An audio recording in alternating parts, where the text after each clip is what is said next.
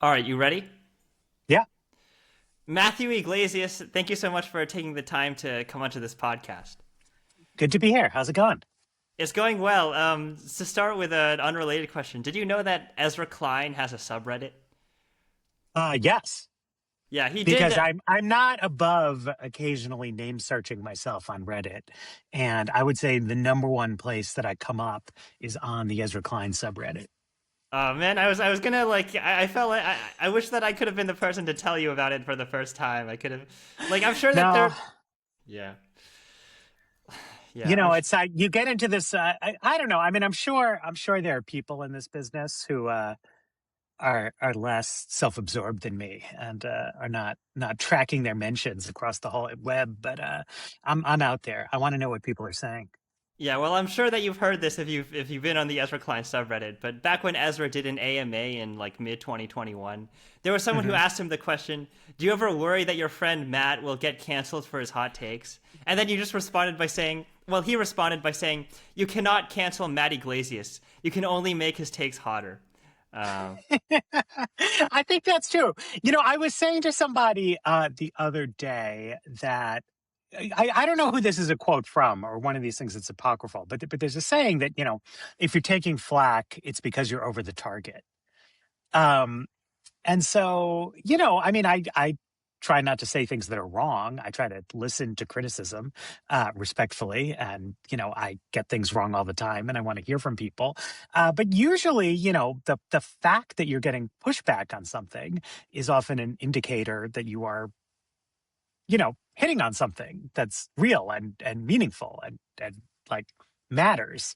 And if you're just tossing out takes that everyone is ignoring, you're probably not doing work that's all that relevant. do you ever have you ever changed your mind, or have you ever become more sympathetic to maybe like a steelman version of the types of criticisms that they might levy at you in the Ezra Klein subreddit? Well, I don't know. You know, I mean, I'm getting all kinds of criticisms from all kinds of directions. I've changed my mind about a million things over the years, and I'm sure both consciously and unconsciously in response to criticisms people offer.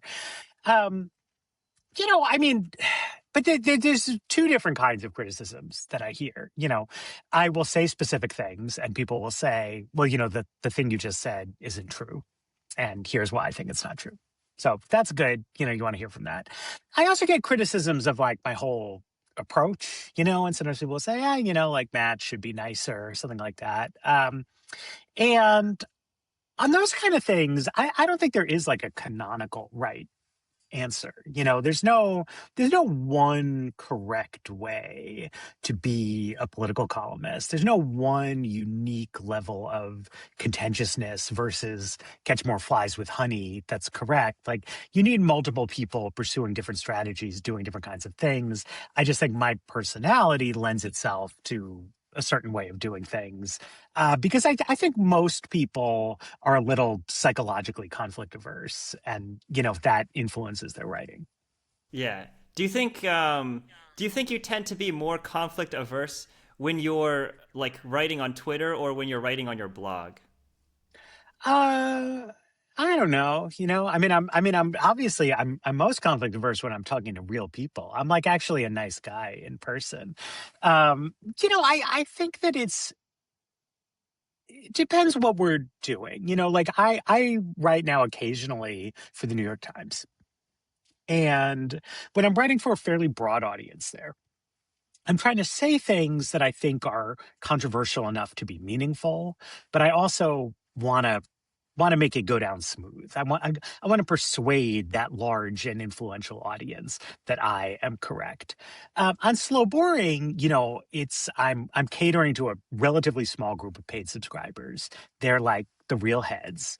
And I am trying to equip those people with like the most clear, like razor sharp version of the take that is out there because I mean of course I would like to persuade people, but I really want to like build the squad, you know So, what I mean, like, and like get people ready to go. your blog is like the place where you present your takes without any degree of obfuscation. Is that what you're saying?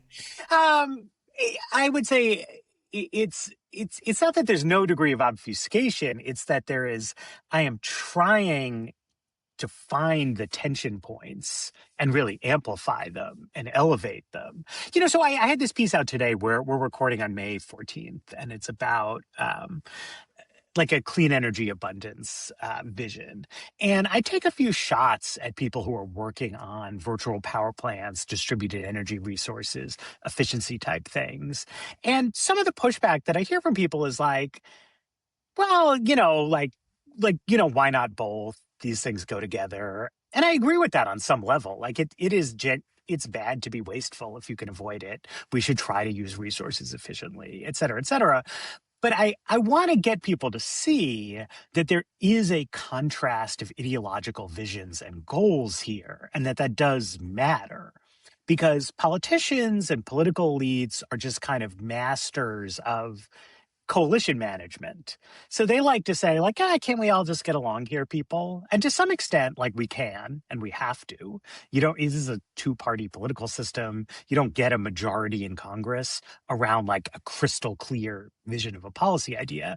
But I also do want people to understand this kind of long-running debate in environmental circles about conservation and limits to growth and its enduring relevance to the universe.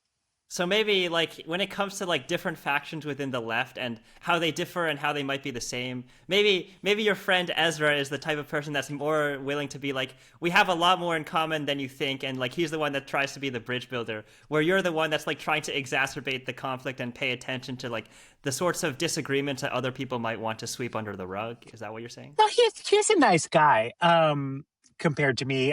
The other thing is that, I think Ezra is likes to hoard his ammunition, right? So, I mean, he wrote what was probably the single most contentious, high impact column of the Biden presidency when he sort of came down off the mountaintop and was like, Joe Biden is too old. This guy's got to go. Part of the reason that was so high impact is that people know that Ezra isn't out here just like looking to pick fights every day. Right. Whereas, like, I'm just, we're different people temperamentally, and I like to mix it up all the time.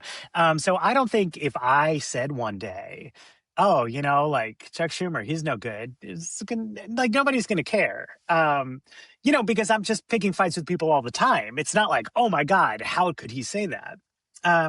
So that's just sort of the difference in pros and cons of different kinds of approaches to things. Yeah, so maybe one example of like a fight that you pick with the progressive wing of the Democratic Party. I want to try to provide as much context as possible for our audience members. So let's start with a simple question. What is the median voter and why is it important for Democrats to reach out to them? Yeah, the idea of a median voter, right? You can have a very simplistic, one-dimensional view of ideology, and there's just a guy who's in the middle, and you win elections by being as close to the median as possible. Now, anyone who thinks about this for 2 seconds is going to see that is an oversimplification of real-world politics. People have views on multiple different kinds of questions, things like that. I would say, though, that the one-dimensional view of public opinion is a pretty good simplifying model. It's not perfect, but I think that the complexifiers retreat into the complexity of the situation in order to rationalize very undisciplined political behavior, in which they want to deny that there's a political cost to being way out of step with public opinion on broad ranges of issues. So is this like how in economics there's the concept of how all models are wrong, some are useful? So like the median voter is an example of a model that is wrong but far more useful than the models that you think a lot of progressives use these days. Is that what you're saying? Yeah, I mean, I think that's about right. And you can look. I mean, you can try to do, statistical analysis to like capture the dimensionality of public opinion, and the sort of reasonable debate in the United States is that you could have a one-dimensional model, or by adding a second dimension, you get some additional explanatory power. Not that much from the second dimension, honestly. Beyond that, like very, very little. That's not like a universal law, right? So like public opinion in Israel is very highly multidimensional because you have, I mean, there's a lot of stuff going on there, but like an obvious reason is that a lot of the Arab citizens of Israel are quite culturally conservative. And the Jewish Israelis who are culturally conservative have very different opinions from the culturally conservative Palestinian Israelis on, issues related to national identity, et cetera, et cetera. Then you have a whole other economic dimension. And so, you know, asking like, how should Naftali Bennett try to appeal to the median voter in Israel is a genuinely incredibly hard question. The United States is not like that. Like, this is a much more simplistic kind of place. And, you know, different issues have different valence, but like, I think we know there are almost nobody in the United States who thinks that abortion should be banned in all cases, but also that gender identity should be the determining factor on which sports team you play for. Right. And there's lots of people of the opposite constellation of views. And like everybody knows that really. And there's just this kind of like retreat to like, oh, like the world is so complicated. But it's not that complicated. You can model American opinion pretty clearly. What are some ways in which you believe that you are more in touch with the concerns of the median voter than the average progressive activist might be? I mean, I'm completely out of touch. I think the best thing that I can say that I have going for me is that my actual life biographically is like comical. I was born and raised in Greenwich Village in New York. My dad is a novelist. My mom was an artist and a graphic designer. Everyone in my family is an academic or, works in the arts. And then I went to Harvard and then I moved to Logan Circle. And like, I don't know anything about normal people on a gut level, but like I know that. I don't like fancy myself somebody who has some incredibly strong intuitive grasp of like suburban Cincinnati. I have been there. I know facts about middle America. But when I want to know what public opinion is on something, I try to look it up. And I think a lot of people, just don't do that with we met at an effective altruism conference. And I think like one of the best things about the EA community is a genuine spirit of trying to ask questions and answer them. And just a lot of political activists do not have that temperament. And I think don't even really understand the idea of like sincerely trying to seek knowledge about something. They are just obsessed with kind of verbal combat. And so the idea that like you might actually want to know what people care about rather than just kind of produce agitprop saying that people like agree with what you want to do, I think like doesn't scan. And when they see me disagreeing, like if they see me saying, like most people just don't care about the global poor at all. And thus, they don't care about the impact of climate change on Bangladesh. And they also don't care about malaria bed nets and like all kinds of things that I think they should care about. They hear me saying, like, this guy is doing propaganda for the fossil fuel industry. But like, I think people just genuinely don't care. They don't care as much about foreigners as they ought to. And the progressive activists who are very worried about climate change also don't care as much about foreigners as they ought to, because if they did, they would come to the conclusion that some of these public health interventions are actually a better way of helping those people. Mind if I try to like play devil's advocate and steel man the critiques that you read about your work online on a regular basis? Yeah, do it. Yeah, maybe the argument. So some of them like they're like blatantly mischaracterizing your views, but I think a lot of them, their reflexive tendency is to assume that the reason why you are making these arguments and just phrasing them in the incredibly blunt and controversial way that you are doing so is because you're trying to engage. You're essentially engaging in engagement farm on Twitter, where you know that if you say in a more like controversial or if you say it in a more argumentative way, you're not likely to persuade people online, but you are more likely to get more upvotes. What would you say to that criticism? Um, I mean, I think it is true that I am in the attention industry, and I want people to pay attention to me. And if I, go on somebody's podcast, I will have a different sort of manner of speaking. But like, I also think that the opposite thing that I see people doing all the time, where they're not really saying what they mean and they're not really being clear about what they're saying, is its own, troubling habit of activity. And I think it has generated a lot of confusion out there. Okay, so maybe this is an example of something that you said in one of your recent articles that I think is a good example of like the type of writing style that you use when you say, quote, half of adults read below a sixth grade level. All questions of snobbery and nepo babies aside, the typical American could not do the job of even a really incompetent journalist. They would, in fact, struggle badly to even read and understand journalism outputs, end quote. So, like, I think that was an example of, like, you being very honest and obfuscating the point about the lack of education of a large percentage of Americans out there. But do you think that maybe, maybe the types of criticism that you get is sort of like a natural outgrowth of the type of blunt using your rhetoric where, like, even if you're not doing the wrong thing, they're not doing the wrong thing either by criticizing you? Sure. Although, so I should actually flag on that one. A guy named Elliot Haspel has raised questions about the validity actually of the data that I was citing there. I have not yet had the opportunity to like fully explore his points that he was making about that, but it may just be that factually, the actual median American reading level is closer to a ninth grade than sixth grade. So that would slightly change my take. I mean, sure. Like I'm happy to get as good as I give, whatever it is.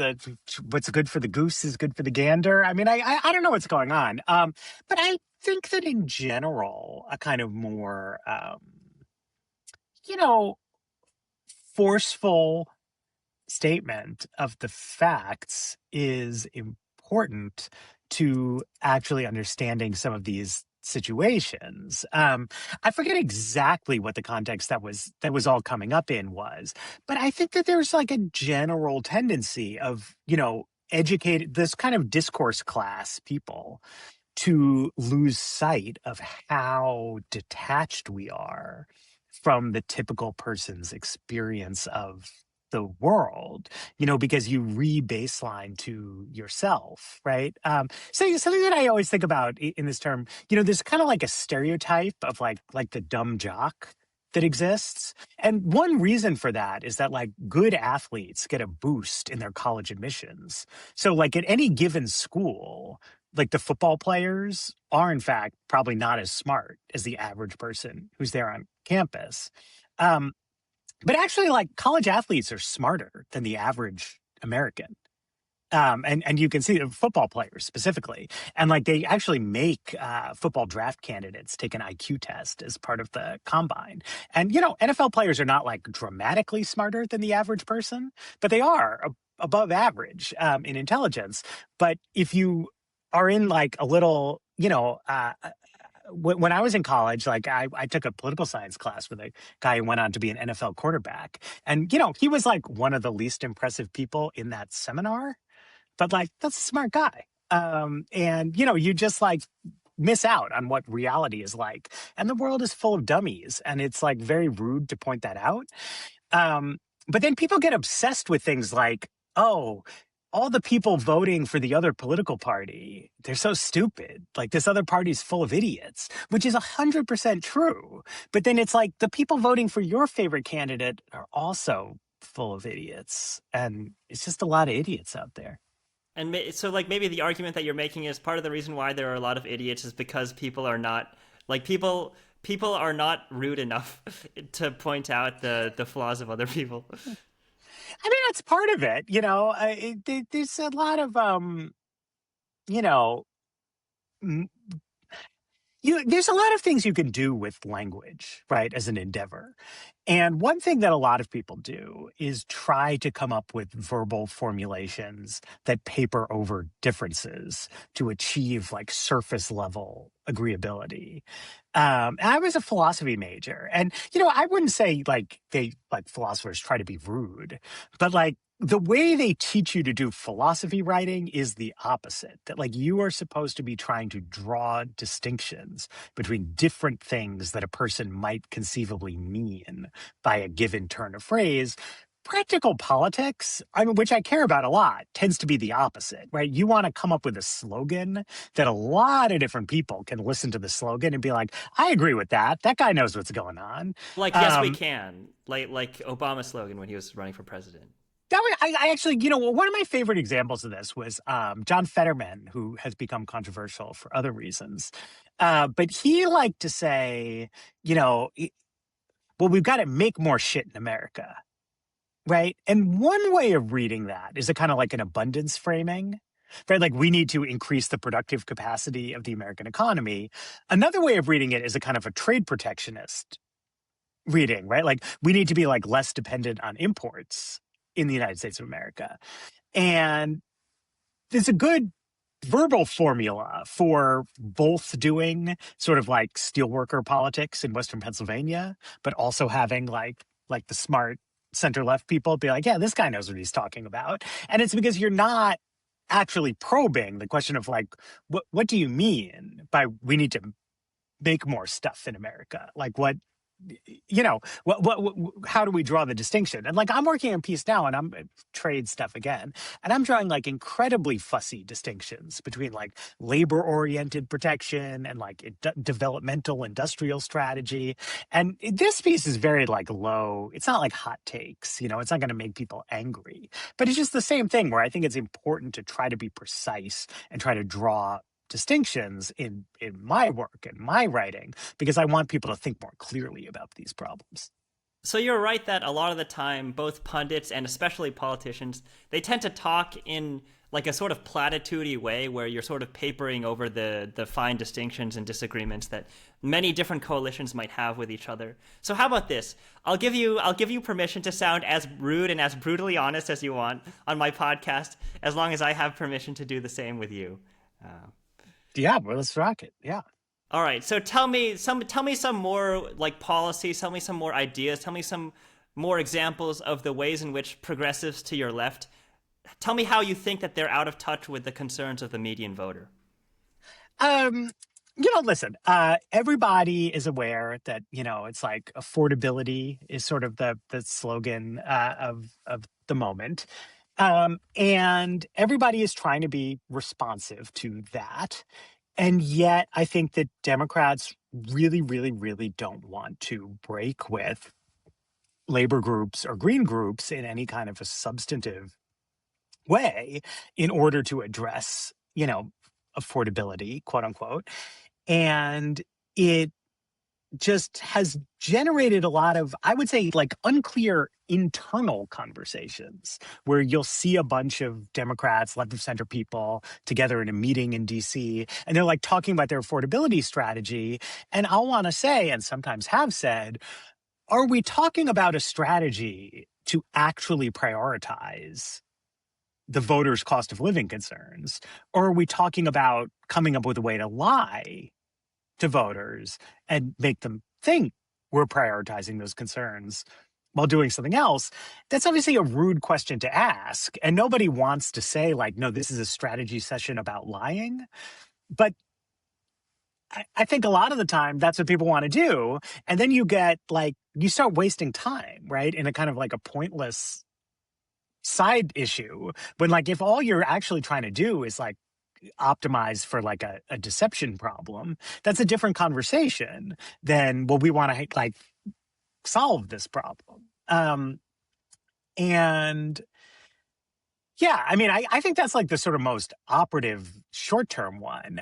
In the longer run, I think the biggest gaps between progressives and public opinion are probably around questions of sort of crime, public order, punitiveness, this kind of thing. That there's just a lot of. I was thinking one example. I was in Tennessee somewhere, and I was driving around. I was stuck in traffic, and there was this local NPR segment, and it was talking about homelessness in Nashville. And the NPR person was interviewing some, NGO type people who work on this problem. And their definition of like homelessness as a problem was clearly that homeless people are like in bad shape and we need to deliver more and better social services to them. But then what I was actually going to do was sit in on a focus group that was being held with some swing voters. And these swing voters were also very concerned about homelessness. But like what they were saying is that they feel a sense of visceral disgust at the physical presence of homeless people. And they are also concerned that homeless people are causing crimes. And they want this like nuisance, right? That is like the presence of homeless people removed from their daily lives, right? It's completely different from the kind of like progressive concept of like what the problem even is. And you could say like on a superficial level, like, well, we want to address homelessness in Nashville, but people are actually talking about like very, very different things there. Now, I try to be a humane person. Like I don't want to just like dispose of the homeless by any means necessary. But like it was really clear listening to the swing voters in this focus group that like the interests of the unhoused are like not like what they care about this at all. They just want these people to go away. So the stuff that those swing voters say that they want to do about homelessness, maybe that's an example of like a policy where if we did it, it would be popular with the median voter, but we should not do it because it is immoral. Would you agree with that? Uh, yeah, I mean, depending on exactly what it is we're talking about. But I mean, I think the median voter is pretty selfish, you know, like in a way that I do not approve of and like I think is bad. And I think that that has a lot of, you know, implications for what is and is not feasible in democratic politics. You know, there was a time like 10 years ago when it was like very much in vogue to say bad things about charitably inclined billionaires. I think billionaires have become less charitably inclined since then. And so this whole discourse has sort of died off. But I thought that that was really misguided. Like, I believe in democracy. I think it's the best system of government, et cetera, et cetera. But you also have to be realistic about what democratic politics is and is not going to achieve. And there are limits to what you can feasibly ask a democratic public to take on. And individuals taking moral action on their own part is like a really important part of building a better world. Yeah, so maybe like there's got to be some kind of like X and Y axis between like there are some policies that the median voter supports that you think the Democratic Party should support, and then there's some policies that the median voter supports that you think the Democratic Party should not do. Maybe try to draw that distinction with me between popular policies that you think the Democratic Party should support and popular policies that the Democratic Party should not support. Sure. I mean, obviously, like there's like three factors, right? It's like how unpopular is it? How big of a deal is it to voters? And like, is it actually a good idea? Yeah, Right. like So X, Y, and Z axis, basically. yeah. So, you know, the best thing, right? Like, I wrote an article recently about the idea of like merit pay for public school teachers. This is incredibly popular. It matters a lot to voters. I don't think it's on the merits actually like as good an idea as voters seem to think that it is, but it's not a bad idea. So You like know, like it's they think it's a great idea, and you think it's a mildly good idea. exactly. And so like you should just do it, right? Like take on the labor unions, like do the right thing there. You know, like it's a no-brainer. You know, similarly, like affirmative action in college admissions is very unpopular. Voters care a lot about it. And I think it's a real mixed bag on the merits. I mean, I could come up with some things to say in its favor, but like I share voters like basic fairness intuition that this is not like a super defensible idea. So, you know, I would love to just like win more elections with that kind of stuff. But like you get trade-offs, right? Like there's this you know, Save Our Bacon Act coming through Congress. And, you know, this is like an anti-animal welfare bill. And the idea is to make pork products marginally cheaper at the expense of a big welfare loss to pigs.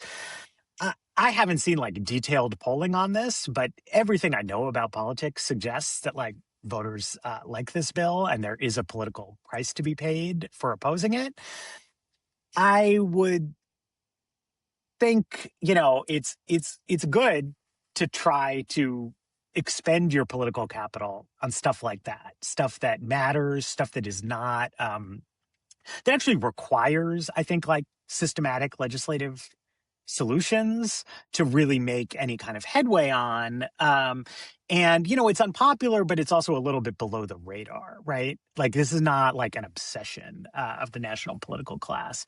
Um, then you just get stuff where, like, a lot of times people care about things that that don't seem like they, in fact, are very important.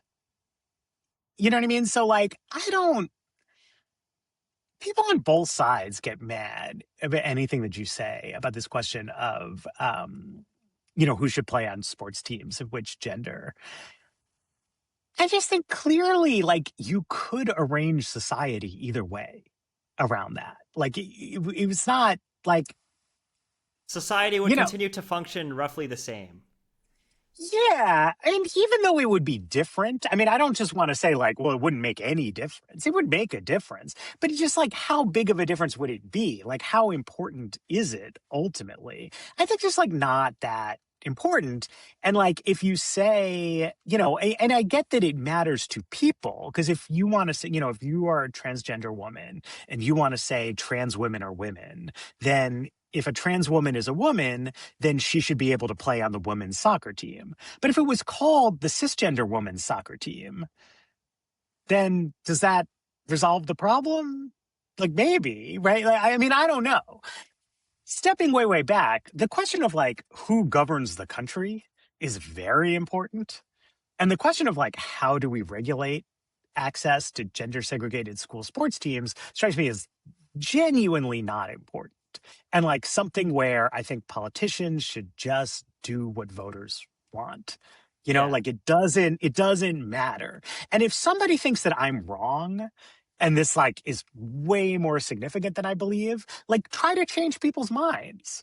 Because if everybody wanted to do sports based on gender self-identification, I'll be the first guy to flip-flop. Like it doesn't like the logic doesn't totally track for me, but like it's fine. Like I'm like thrilled to have this go whichever way they go. I don't personally care who uses which bathrooms any place. Like it's fine, but you got to convince people in the world that your ideas are fine, and asking people with a lot at stake to bear a big political price for defense of this kind of thing, I just think is not reasonable in a way that's saying, we should expend some political capital to try to, rescue PEPFAR, right? Which like hundreds of thousands of lives hang in the balance around that.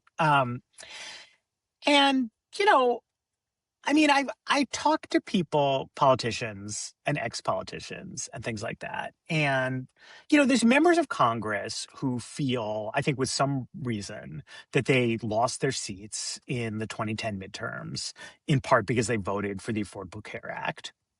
But they can say to their grandkids, when I was in Congress, I voted for a law that gave health insurance to millions of low-income people, and it was politically controversial, and there was a backlash, and I lost my seat, but I'm proud of what I Yeah, accomplished like there. like it's like how never Trump Republicans could say the same thing about like voting to impeach or convict Trump after January 6th.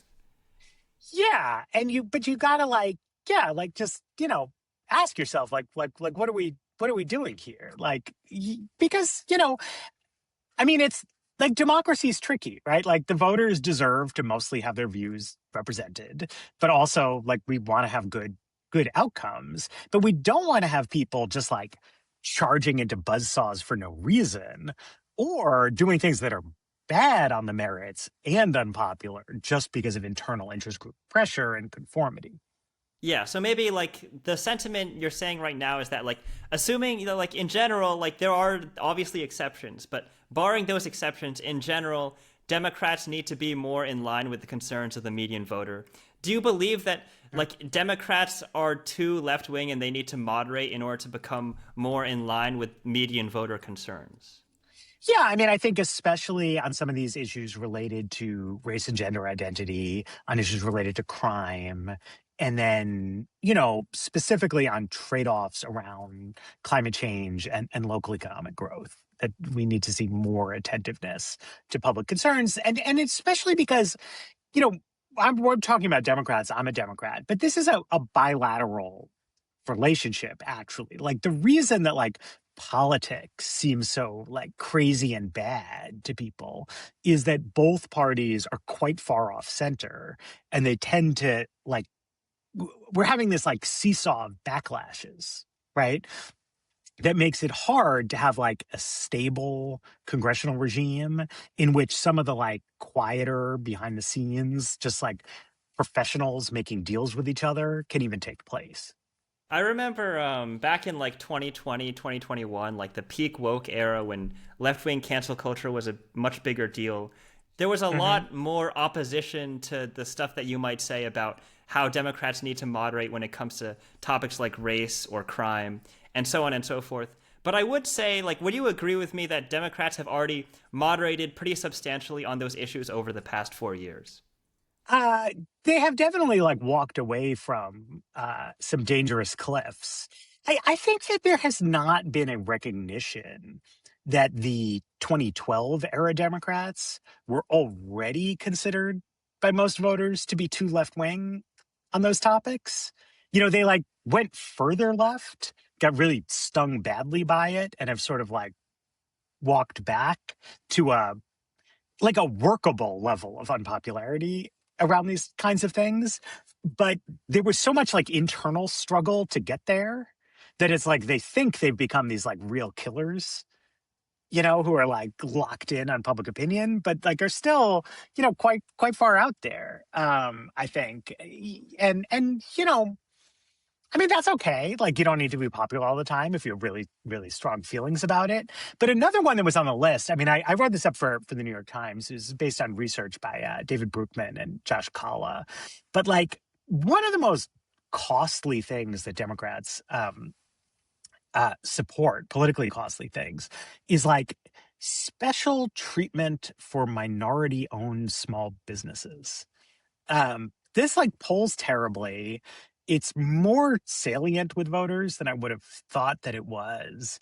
And I've never meet somebody who's genuinely enthusiastic. It's this is my top thing. It's I'm gonna give more garbage hauling contracts to Latino owned garbage hauling company. Who cares? It's very I mean, I get who cares. It's the people who own the minority owned small businesses, but it's not a large group of people. It's not a real activist passion point. It's just something Democrats have kind of sidled into. I think it probably made sense in the specific context of the late 1960s and early 1970s when the Nixon administration was trying to create this kind of black capitalism as Yeah. part of the post-civil rights construction.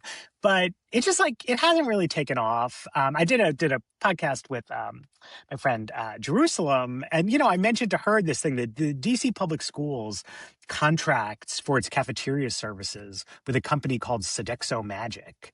And Sodexo Magic is just a joint venture between Sodexo, the regular cafeteria services company, and Magic Johnson, who's just a smart guy who realized that he could launder a regular cafeteria management company into a black-owned cafeteria management company and get some extra municipal contracts. This doesn't help anybody. And I don't think anyone would actually defend that on the specific merits, but it would be contentious also to move away from it or to say it or to even admit that this is happening. Maybe we finally drill down on some of the disagreements with either the social progressives or the leftists that continue to critique you online. I mean, I'm sure Mhm. that at least some portion of them would agree with you that wokeness went too far in 2020. But maybe their position would be that Democrats have moderated since, and there's a certain point at which Democrats reach the point of diminishing returns when it comes to how much moderation actually helps them. Whereas your disagreement with them is that they need to go much further. They need to move to the center even more than they currently have. Is that would Or you go ahead? I mean, I don't want to say need to, because people can do what they want, but I think they ought to. And they ought to recognize that they have more high cost, low value baggage than they realize they have. Yeah. So maybe like you might say that Democrats ought to moderate. Like they don't need to because they don't need to do anything. Like we don't really need to do anything other than obey the laws of physics. But like I want to know like the your desire to have them moderate. How much of this is coming out of like a pragmatic political decision, and how much of this comes out of like they will align more with your own personal political views if they move to the center. Like when you say Democrats ought to moderate, do you see Yeah. moderation as a necessary evil or a necessary good? So I mean, there's two different levels to it. Like, one is that I think that aspects of the like MAGA Trump movement are like really, really genuinely dangerous. And I want to see it like defanged with more electoral victories. And I would just say I place a higher priority on this than some people do. Secondarily, I think that there are a number of these positions that are bad on the merits. And so I think you can do better electorally by moving closer to my view. I do also have a lot of views that I don't particularly encourage practical politicians to espouse. And I sometimes feel like I'm in a double bind about this because when I talk about those things, people will say, "What happened to Mr. Moderate?" And when I don't talk about them, people will say, "Well, you only want to moderate on things that you agree on." And so it would be like a very awkward column to be like, I sort of think, we should like directly expose electricity ratepayers to the spot price of energy because that would be way more efficient, but also that would be very unpopular. So then if we did espouse that, I would start scolding you for losing. So it's like, whatever. It's just, if somebody asks me, like, that is my opinion. And I feel that way about a lot of things, but it's just, we don't have to put it at the hot center of the political agenda. Um, the other thing, though, is that, like, beyond Democrats versus Republicans, I am quite worried about, like, the basic stability of the political system. Like, if I got to go on somebody else's podcast, like a right wing podcast, something I would say is like I hear conservatives all the time expressing their own forms of like dire concern about Western civilization and the perfidy of the left and so on and so forth. If you feel that way as a Republican, you really ought to come up with a real answer to the question of how do poor people get medical care? Like no Unless other you don't want poor conservative. people to get unless you don't want poor people to Yes, get yes, medical right, care. right, right, absolutely. But like no other mainstream conservative political party in the world takes the Republican Party's view of this. And when I just like I hear conservatives talking, like none of them seem to be saying my number one top priority in life is to make sure that like some poor mom thinks her kid is sick, but it's not quite an ER level crisis. I want to make sure she can't go take him to see a pediatrician for a probably useless, but maybe useful and definitely psychologically reassuring checkup. It's just like in fucking Canada, anywhere you go, like a low income mom could do that, no problem. The vast majority of people think that's how the system should work. Like Republicans lose ton of votes over their extreme stubbornness on healthcare and abortion. And if you really want to like choke out the far left and like achieve whatever Elon Musk like wants to achieve, like getting Republicans to be more reasonable on these topics would be a huge step forward. And then Democrats would be like, oh shit, like we can't possibly win an election against a Republican Party that has like Conservative Party of Canada positions on healthcare and abortion. And then Democrats would have to move to the center. And like then the far left would be objectively less threatening. And nobody would be able to rationalize, oh, I need to support this like authoritarian kleptocratic maniac because he's the only thing standing at the door blocking socialism, And like we could just have like a way more chill, way more normal, way more like um centered around the median voter, but also like politicians would be more punished for corruption and scandalous behavior if the gap between the political parties was not so large. Right now, you got so many people who are like, I'll vote for like any moron who has the right party label because they see the partisan stakes as being so high. If both parties were more attentive to public opinion, people would not care as much. They wouldn't like live in terror of switching parties, and you could hold people to a higher standard of conduct. We talked about the Ezra Klein subreddit earlier, and we did talk about how they tend to have very mixed opinions of you. But sometimes when they're arguing about what they think about you, sometimes people defend you by arguing that you're actually just as progressive as like say Ezra, but like you're a lot more pragmatic and you're a lot more persuasive in how you approach democratic politics. Do you ever like encounter that of like people trying to defend you by claiming that you're more progressive than you might be? I mean, I, I think that uh, I'm like more progressive than most people in America. And that is a good point that is sometimes raised by me. And I think that there's a slightly odd obsession of people who are like in the 98th percentile of progressive politics with like firing at people who are in the 65th percentile. I do think, Ezra and I have never like sat down to do a checklist on like what do we think about every issue. You I, I should. think I think he's just somewhat more left wing than I am on certain kinds of topics, and so that's not like a misperception that people have. It is also true though that like I think policy would move to the left in important ways if Democrats behaved more the way that I think they should. Okay, so maybe this is a natural transition point. Could you explain the concept of a schmoderate candidate? And does a schmoderate candidate exhibit the types of qualities that you want Democratic politicians to exhibit? This is just kind of a joke, but there were some people up there who were like, oh, like there's all this talk, like Democrats should move to the center, but like what really counts, voters are like eclectic and they want authenticity. And I was like, yeah, but you're just redescribing from first principles, like what a moderate politician is like, is oh, he's got to like fit the district well and blah blah blah blah blah blah. It was interesting to me because like left-wing people decided that they like Graham Plattner. So because they decided that they like Graham Plattner, when he came out against an assault weapons ban, most of them were like, oh, that's fine, that makes sense, like I don't agree, but that's in line with what voters in Maine think. So I say like fine, but you could name like a dozen other things that Graham Plattner could say that, to be clear, are consistent with his like main theme of fighting the oligarchy, but that voters agree with, right? So like in Maine, where he's running, like they won't give you plastic bags at the supermarket. You've got to get paper bags. And the paper It's bags like that they give you, environmental friendly or something like. yeah.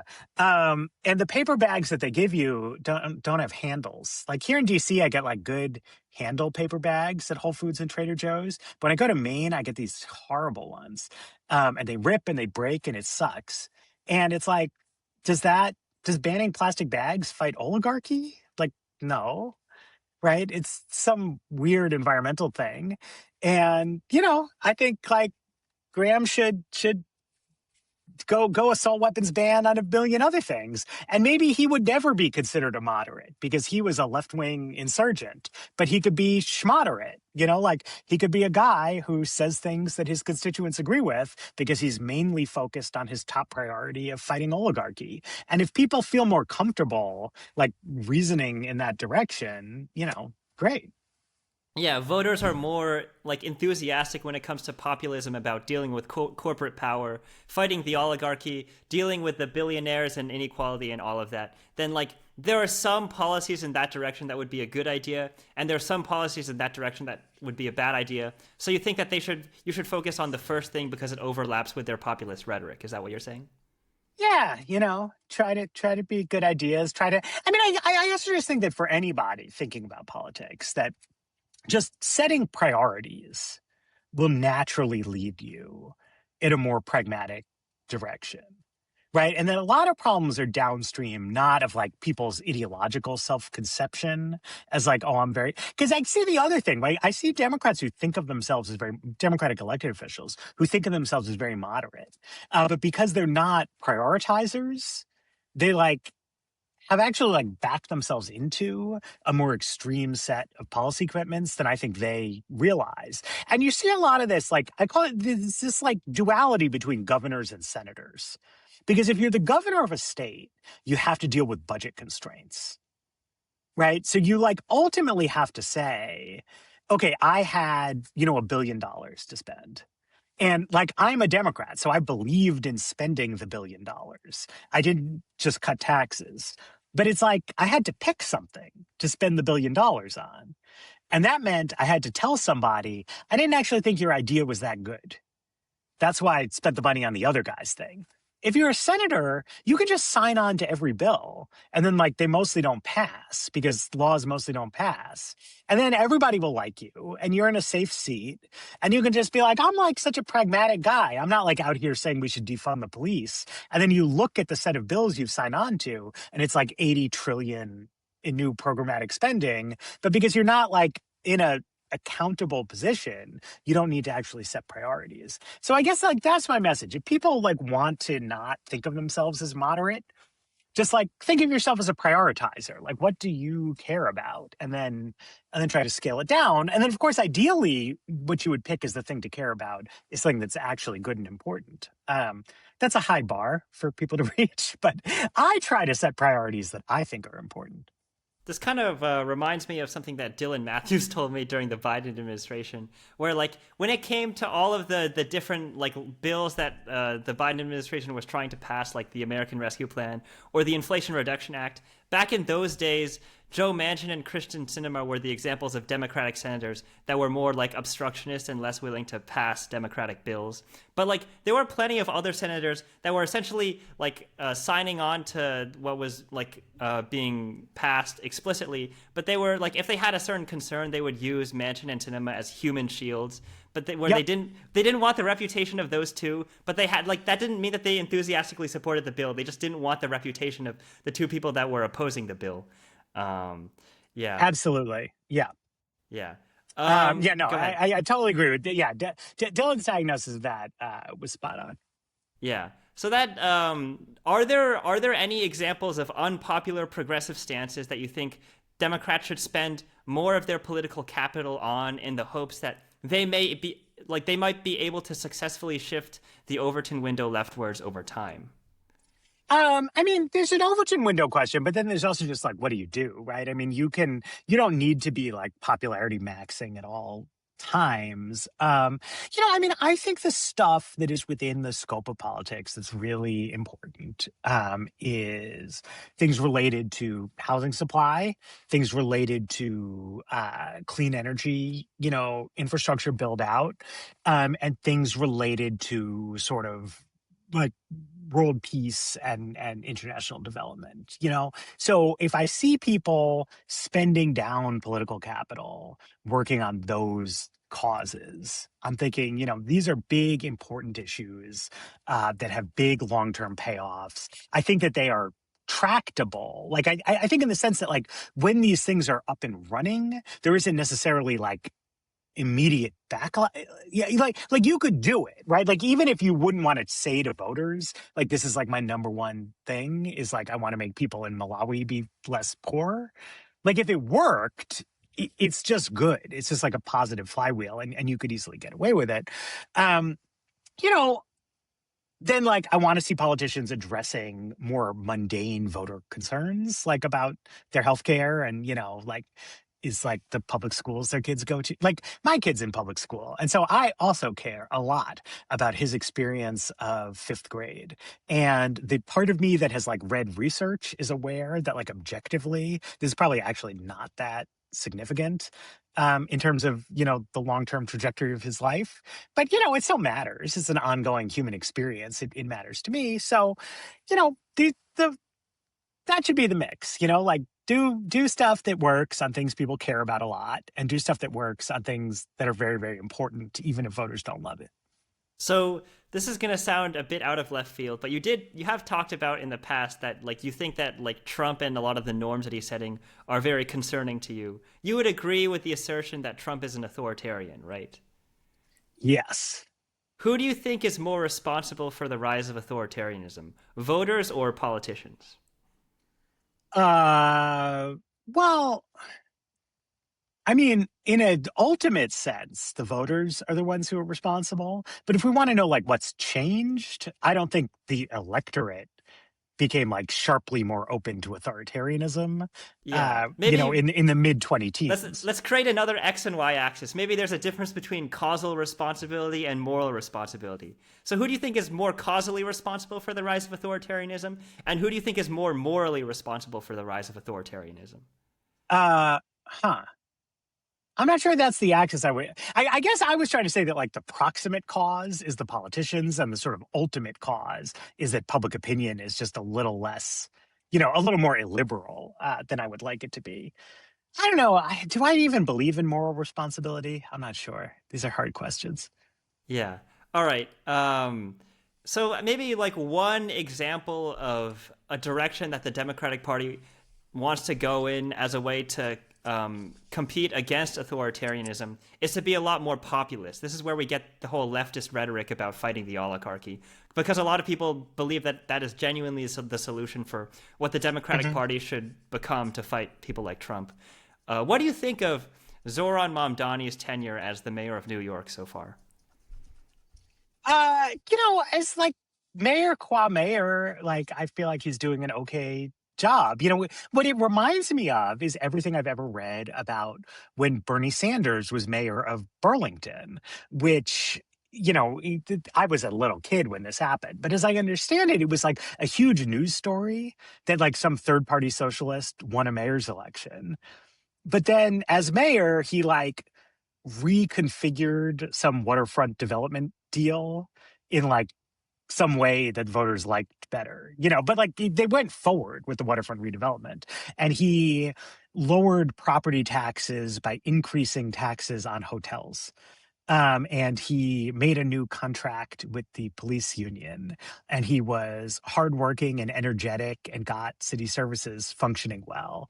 And then at one point, some activists were doing a protest, and they were going to shut down a weapons factory that was in town where they were like selling guns to right-wing Central American regimes that were putting down socialist rebellions.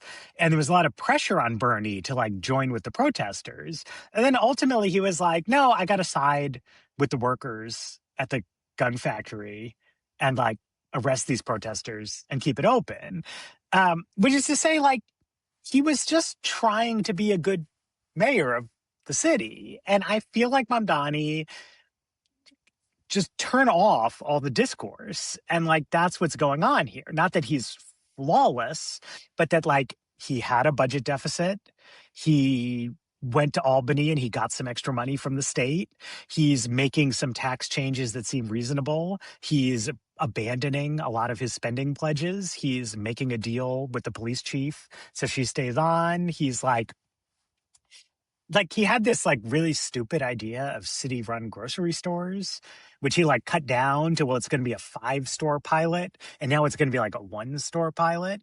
Now if it was me, I would love for him to just be like, you know what, guys, like that idea doesn't make sense, we're not going to do it. But like he's clearly not going to do it, right? Now at the same time, he's trying to expand childcare, which seems reasonable. He's trying to like make affordable housing projects more feasible. Like he's gone doing bike lanes. So he's like focusing on some progressive ideas that make sense and that work. And he's like trying to make people think he did a good job so he can build his reputation as a socialist. But he's not like nationalizing the banks or whatever socialism would mean. I don't I don't buy into the idea that fighting oligarchy is like a solution to everybody's political problems. But I also don't, if that's what people want to say while making reasonable decisions about municipal government, I don't have a huge problem with it either. Yeah, so it sounds to me like there's a pretty big difference between the rhetoric that Mamdani uses, both the rhetoric that he used when he was campaigning and the rhetoric that he still uses. There's a difference between that rhetoric and the actual policy that he passes, where the rhetoric was a lot more populist and like leftist coded, whereas the policies seem like a lot more wonky and a lot more technocratic, almost like he's like a populist on the streets, technocrat on the sheets. Maybe that, like, what would you say to the idea that that might be like a solution for the direction that the Democratic Party could take to navigate their electoral competitions with Trump? I mean, every Democrat, I think, ever has been a little bit of a populist in that sense. I was reading the 1852 Democratic Party platform, and this is like a million years ago in terms of America. This is a pro-slavery party. They're like against building railroads, all this kind of stuff. But they're still there. And they're like, these Republicans, they only care about the rich and powerful. And we're standing for the working man.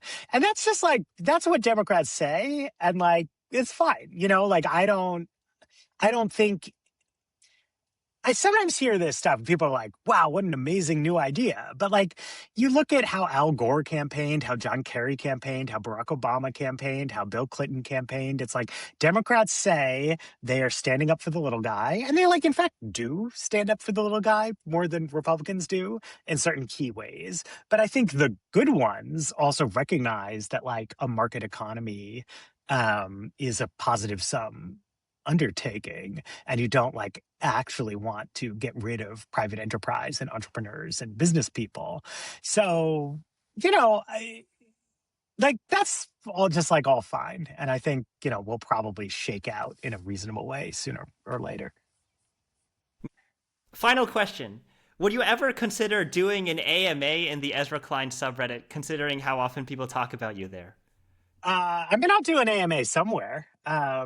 Should it be that one? I don't know. I Yeah. want my own subreddit. Yeah, but I'm out maybe here on these discourse streets. Like, where's my respect? Where's my subreddit? maybe there's gonna be like a bargain where if you do an AMA in the Ezra Klein subreddit, then people will create a subreddit for you in response or something like that. Sure. I don't know. I'm ready. I mean, I'm around. I'm ready to do AMAs everywhere. Yeah, I look forward to seeing how that might shape up. Okay. Matt Yglesias, thank you so much for taking the time to come onto this podcast. Thank you. Yeah. I just want you to know it was an honor to be able to speak with you. Oh, thank you so much. That's really kind of you.